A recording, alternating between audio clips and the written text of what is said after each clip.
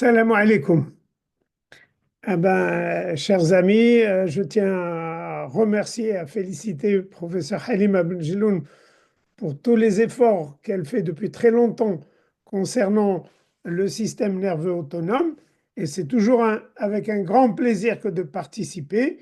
Je m'excuse de ne pas avoir été là. J'aurais bien voulu être en présentiel.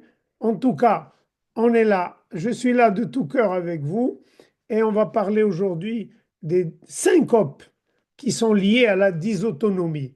C'est une pathologie très fréquente et on n'a malheureusement pas de recours récents puisque les américaines datent de 2017, les européennes de 2018, mais par contre, même les Anglais, c'est même avant tout ça. Donc, on va se contenter de ces recours et essayer de voir un petit peu. Et ce que j'ai trouvé de très intéressant dans pardon, les recos 2018, c'est un petit peu cette classification où on a d'un côté les syncopes réflexes. Et réflexes, ça veut dire qu'elles sont médiées par le système nerveux. Il y a les vasovagales que nous connaissons bien. Et à côté, il y a les formes plus rares où il n'y a pas de prodrome. Et aussi dans le syndrome carotide du sinus carotide. Voilà. À côté de ça, la deuxième grande classe de syncope à côté des réflexes, c'est celles qui sont liées à l'hypotension orthostatique. Et là, eh bien, il y a ceux qui sont liés à la prise de médicaments, et c'est les plus fréquentes, et celles qui sont liées à l'hypovolémie elle-même, et enfin, un groupe assez euh, diversifié où il y a ce qu'on appelle autonomic failure, c'est l'insuffisance du système neurovégétatif. C'est un terme global où on regroupe toutes les perturbations, qu'elles soient pures, autonomiques pures, c'est-à-dire primaires, ou bien secondaires à une pathologie. Alors parmi les primaires, on a le Parkinson, on a certaines démences, etc. Ou la forme pure, pure, pure, où en fait, si on l'appelle pure, c'est qu'on n'a pas encore pu déterminer l'étiologie de ces syncopes autonomiques primaires. Et il y a les secondaires qui sont liés, par exemple, au diabète, à l'amylose et plein d'autres pathologies. Voilà. Donc cette classification réflexe et hypotension orthostatique, c'est les plus importants. Il y a aussi le POTS qui est là. Et ensuite, c'est un petit peu les trois que nous allons voir. Voilà. Mais la question principale, qui je dois hospitaliser parmi les personnes qui se présentent à moi en me disant j'ai fait une syncope et que on a confirmé que c'était une syncope et là, in hospital ou bien outpatient, qu'est-ce qu'on fait? Eh bien, les Américains nous disent très simple, gardez votre patient hospitalisé quand il est dans des situations que vous avez sous les yeux, gardez-le en hospitalier lorsqu'il a une arythmie cardiaque connue ou présente au moment où il se présente aux urgences. Gardez en hospitalier les patients qui ont une maladie vasculaire ou cardiaque, même s'ils n'ont pas d'arythmie, c'est-à-dire chaque fois qu'il y a une histoire d'ischémie myocardique, de valvulopathie par exemple aortique sévère, etc. Vous avez toute la liste sous les yeux. Et enfin, on gardera aussi en hospitalier les patients qui ont fait des syncopes, mais qui n'ont pas de condition cardiaque, qui n'ont pas d'anomalie cardiaque, mais chez qui on peut retrouver soit une anémie, soit un saignement digestif, soit que c'est post-traumatique, etc. Voilà, c'est les trois catégories. Arythmie, maladie cardiovasculaire non liée à l'arythmie, et enfin les conditions non cardiaques. Ce sont ceux qu'on doit garder en hospitalier. Si on pose la question aux Européens, c'est un peu plus complexe. Ils vont dire, nous allons classer en fonction du risque. Est-ce que c'est un risque faible ou un risque élevé? Et quand on dit risque faible ou élevé, ça dépend de la présentation au moment de l'événement, de l'histoire de la maladie et de l'examen physique. En fait, les deux classifications du risque, eh ben, elles se retrouvent un peu puisque les Américains nous disent quand il y a des maladies cardiaques ou non cardiaques sérieuses, on garde le malade. Ici, quand vous avez des symptômes ou une présentation clinique ou un examen qui va en faveur du vasovagal et chez un sujet sain, eh ben, ce sera low risque. Et plus il aura un passé médical, où, par exemple, la présentation n'est pas typique pour le vasovagal, on va le considérer comme haut risque. Et vous voyez, ils ajoutent aussi en Europe des critères ECG. Vous les avez sous les yeux. S'il y a des anomalies ECG, vous voyez là toute la liste, eh bien, on va considérer qu'il doit être hospitalisé, que c'est un haut risque lorsqu'il y a un parmi tous ces signes à l'ECG. Voilà. Donc, un petit peu, c'est les gens chez qui on doit faire très attention, qu'on doit hospitaliser. Ensuite, qu'est-ce qu'on fait si jamais on veut suivre ces patients et déterminer l'étiologie si elle n'est pas claire?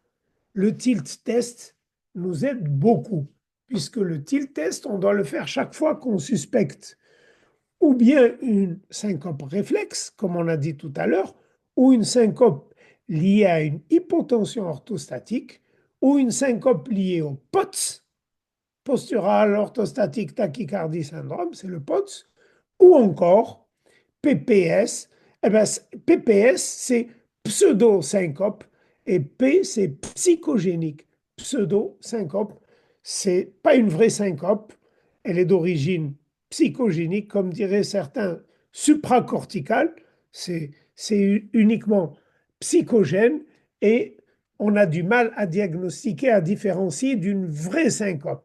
Eh ben, le TIL test va beaucoup aider dans ces situations-là et il va reproduire les mêmes symptômes ou bien un malaise qui ressemble aux prodromes qui ont précédé la syncope.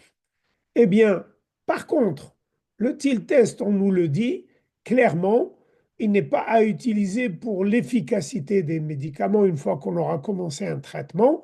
Il ne faut pas faire TIL test pour voir s'il est mieux ou pas. Ce n'est pas une indication.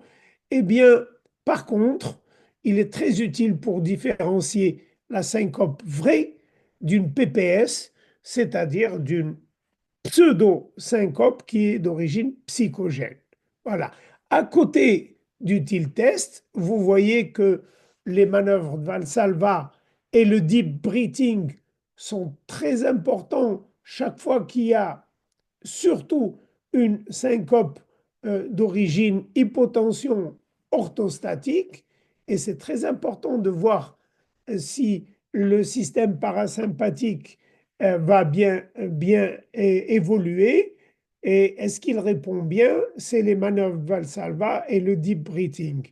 À côté de ça, chose intéressante pour nous en cardiologie, c'est de mesurer, faire un holter tensionnel chez les personnes qui ont fait une syncope, surtout si elle est liée à une hypotension orthostatique, puisqu'elle nous permet, le holter nous permet d'avoir une idée sur les 24 heures, la journée jusqu'où baisse la tension artérielle, le degré de baisse de tension, et surtout, en dormant pendant la nuit, est-ce qu'il y a une hypertension supine? Et ça, c'est très important puisque elle est liée à ce moment-là aux anomalies autonomiques et on sait qu'elle est liée à l'insuffisance cardiaque qui peut s'installer progressivement quand on a une hypertension nocturne et c'est fréquent dans les cas d'hypotension orthostatique associé à une hypertension nocturne, pensez à l'insuffisance autonomique et c'est vraiment important de le diagnostiquer pour éviter l'évolution vers l'insuffisance cardiaque. Voilà, en gros, c'est les tests importants qu'on devrait faire dans des situations de syncope selon ces recommandations. Alors, on commence par la vasovagale qui est la plus fréquente, allons-nous dire, puisque on connaît ses prodromes, on connaît ses symptômes, et on sait qu'en général, elle est bénigne, c'est pas méchant comme étiologie de syncope. Alors, je vous demanderai juste 2 ou 3 minutes de concentration, puisque j'aimerais bien qu'ensemble, on comprenne très bien le mécanisme de cette syncope vasovagale, puisque ça va nous faciliter énormément de choses dans le diagnostic. Et quand on va voir les, la position, la situation dans laquelle on est au moment d'avoir les prodromes et surtout sur le plan thérapeutique. OK, alors on y va. Voici, ici vous avez le système digestif et je vous dis tout de suite que c'est un réseau capacitif veineux, c'est-à-dire qu'il peut accumuler 1 litre de sang et le réseau veineux des membres inférieurs est aussi capacitif, c'est que au moment où on est en position couchée, surtout le soir, pendant plusieurs heures, sur les 5 litres de débit cardiaque, eh bien, on peut avoir pratiquement 1 litre au niveau splanchnique et 1 litre au niveau des membres inférieurs. 2 litres. Ça veut dire 40% du débit cardiaque qui sont endormis. Parce que nous sommes endormis, nous n'avons pas besoin de tout notre débit cardiaque et on a besoin juste d'un débit minimum.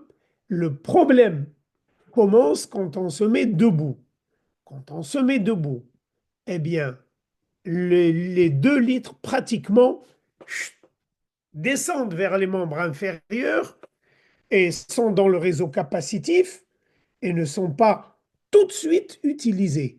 Alors que quand on se met debout, notre cerveau a besoin d'une irrigation et à la seconde même où on se met debout, on perd 2 litres de notre débit, 40% de notre débit.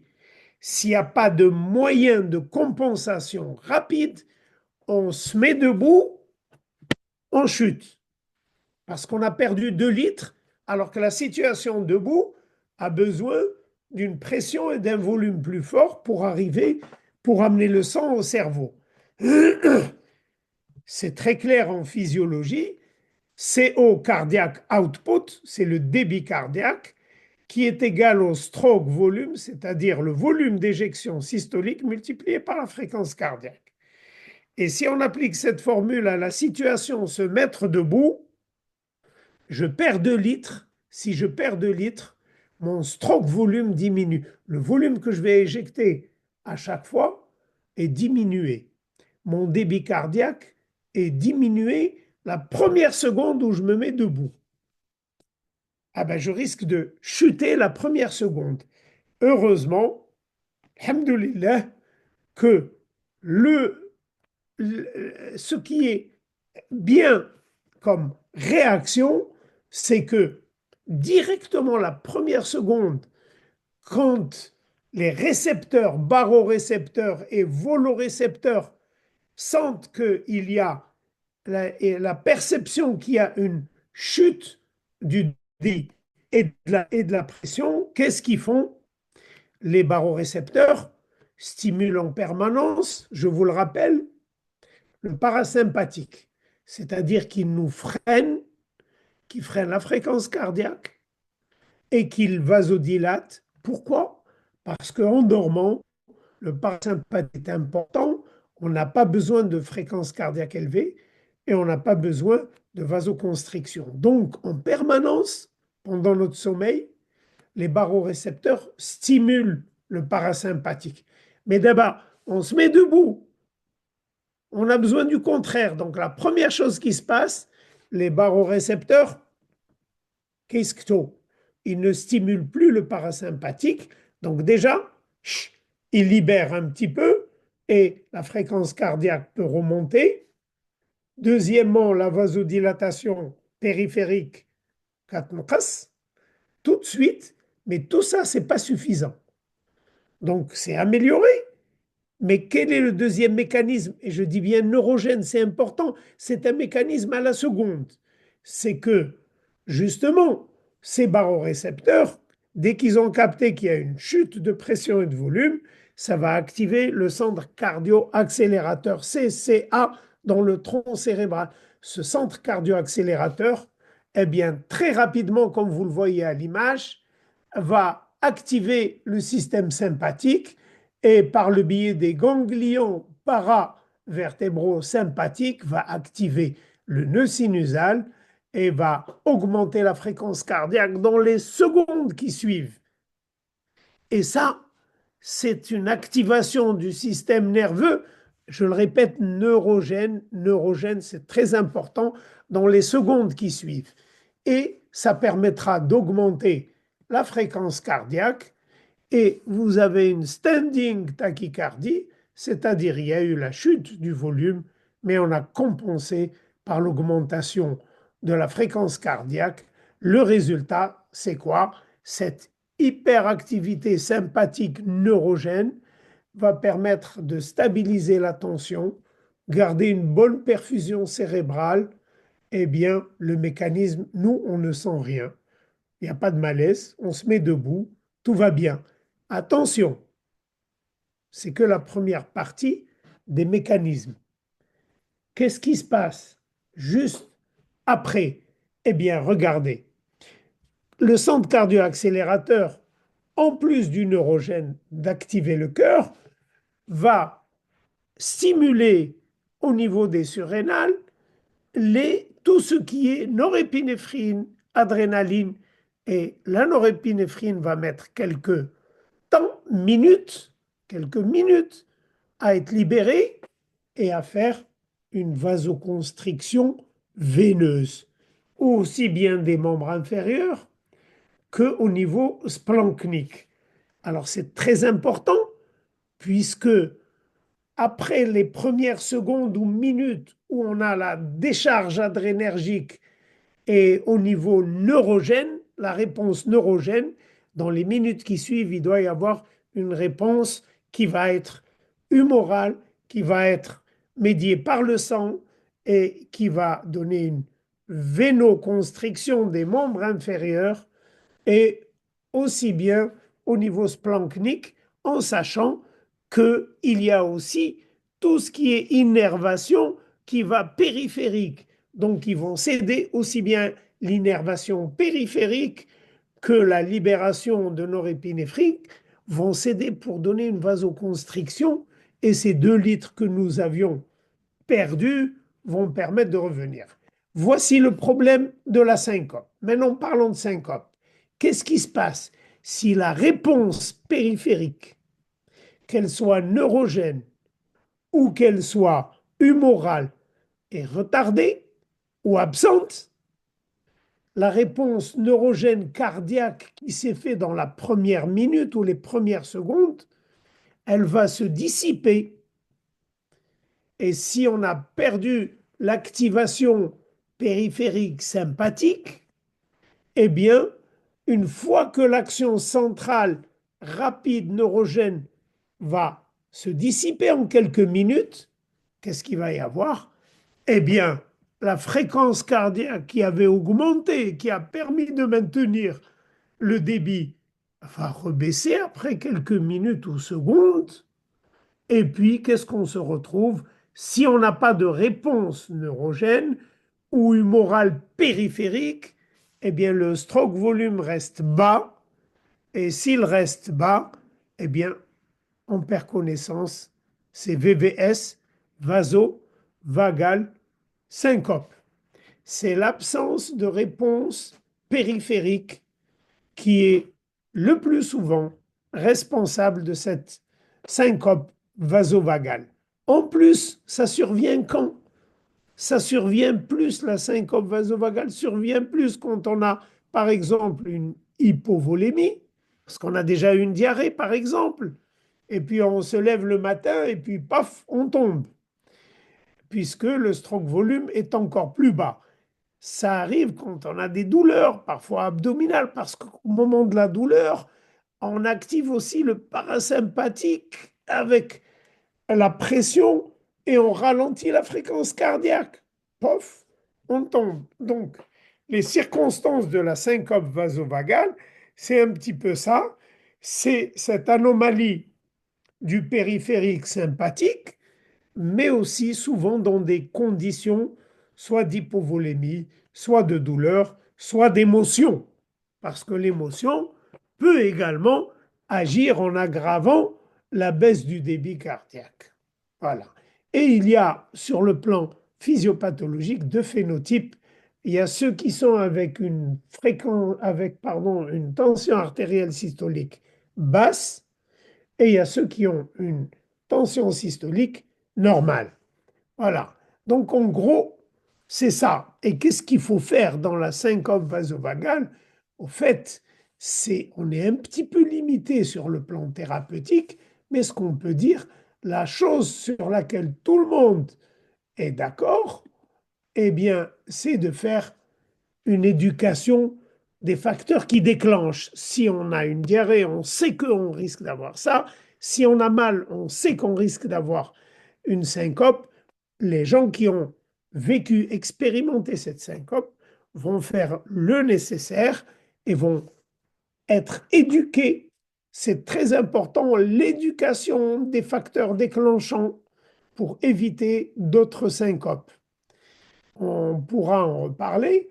Deuxièmement, et ça fait partie aussi de l'éducation, dès qu'on sait qu'il y a un risque de faire syncope parce qu'on retrouve une condition dans laquelle on a déjà fait une syncope, eh bien, à ce moment-là, en recommandation 2A, c'est-à-dire should be, elle doit être faite des manœuvres de contre-pression.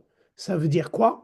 Ben, éviter que ces 2 litres ne restent dans le réseau capacitif et les mettre en circulation. Qu'est-ce qu'il faut faire? Eh ben, le hand grip, alors ça, on augmente le retour veineux des membres supérieurs. L'arm tensing, c'est-à-dire les membres sous tension contractés, les muscles des membres inférieurs, qui va augmenter le retour veineux. Et leg crossing, on met une jambe sur l'autre pour bloquer un petit peu le débit au niveau des membres inférieurs. Voici une belle image qui montre ça. La A, c'est le moment où on sait que on a été éduqué sur les triggers, les déclenchants. A, ça fait qu'est-ce qu'on fait? Eh bien, regardez ici. Et leg crossing et arm crossing, on est en train de croiser les membres et en même temps de les mettre sous tension. Regardez, ça aussi c'est intéressant, mettre assis avec une jambe surélevée en quelque sorte et croisé. Toutes ces positions peuvent aider la personne pour éviter d'avoir une nouvelle syncope. Voilà.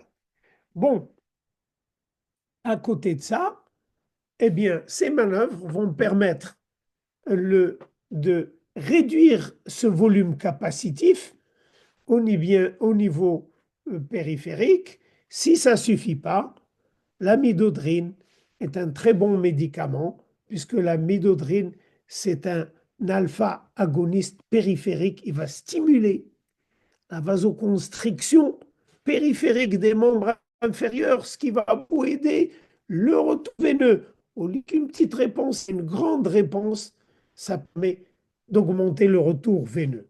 L'amidodrine. Voilà. Alors, ça, on le retrouve dans les recos américaines, puisque dans la syncope vasovagale, l'éducation est en classe 1, c'est très important, on l'a vu. Qu'est-ce qui va déclencher cette syncope?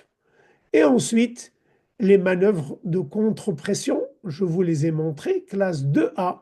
Et si jamais la syncope vasovagale revient, regardez, midodrine, classe 2A, should be considered. Elle doit être considérée, c'est important. Contrairement à tout le reste qui est en 2B, ça veut dire maybe, ça, et en général, ce n'est pas une bonne indication. On retiendra le vert, c'est-à-dire les triggers, et le jaune, c'est-à-dire should be, c'est-à-dire les manœuvres de contre-pression et la midodrine. Voilà.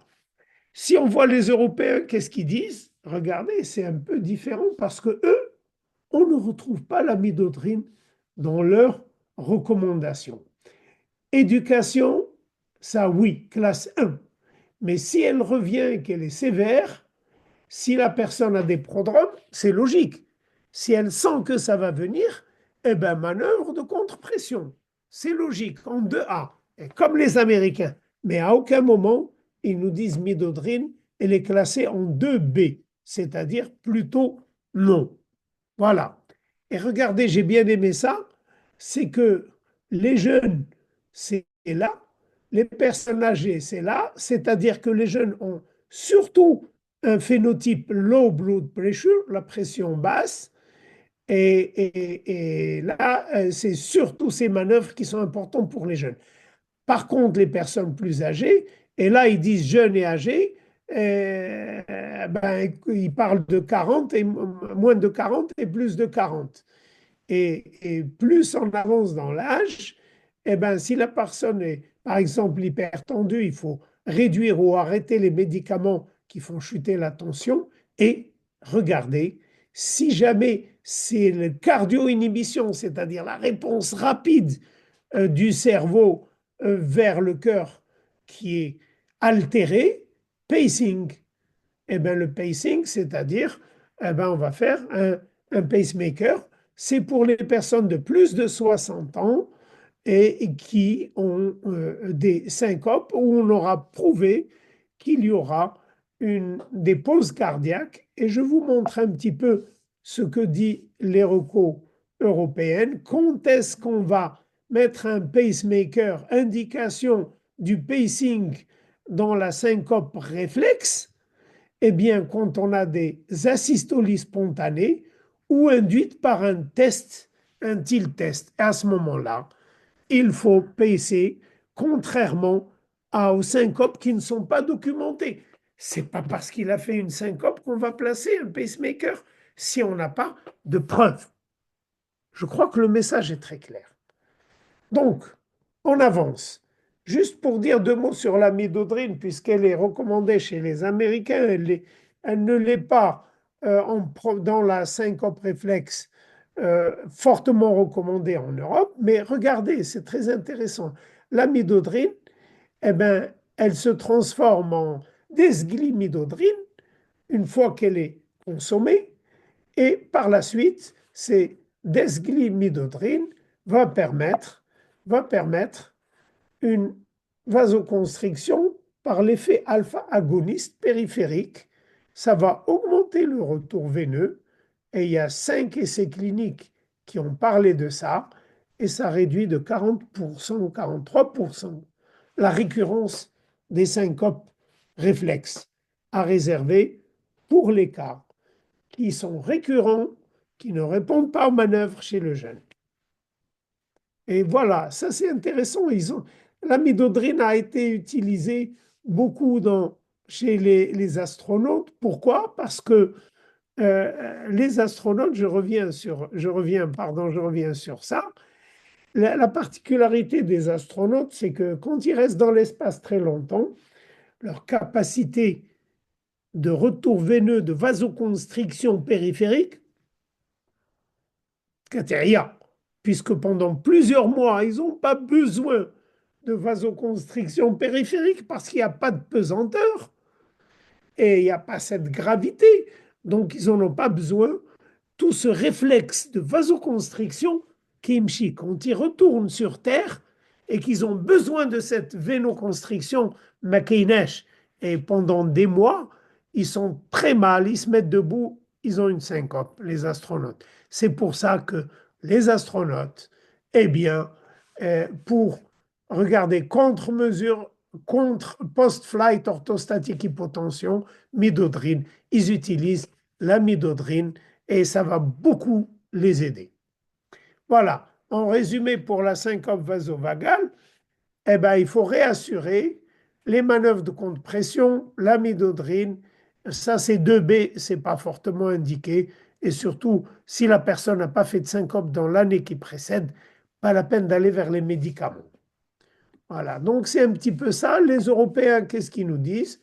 Eh bien, ils nous disent quasiment la même chose, sauf qu'il n'y a pas de midodrine. Elle est en 2B, comme la fluodrocortisone. La fluodrocortisone et la midodrine sont en 2B, mais le reste ressemble des deux côtés de l'Atlantique. Alors, quelques mots sur l'hypotension orthostatique. Eh bien, ça se définit comme une chute de la systolique de plus de 20 millimètres ou, je dis bien ou, la diastolique de plus de 10 millimètres dans les 3 minutes qui suivent la position debout standing.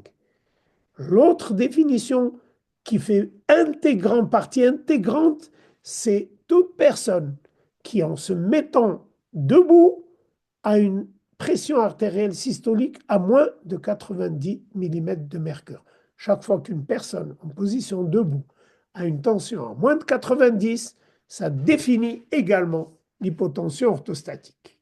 Voilà. Alors, on ne va pas revoir tout le détail de tout à l'heure, c'est juste pour vous dire que quand on a une hypotension orthostatique, la réaction de standing tachycardie, comme tout à l'heure, il y a cette activation sympathique qui se fait comme tout à l'heure.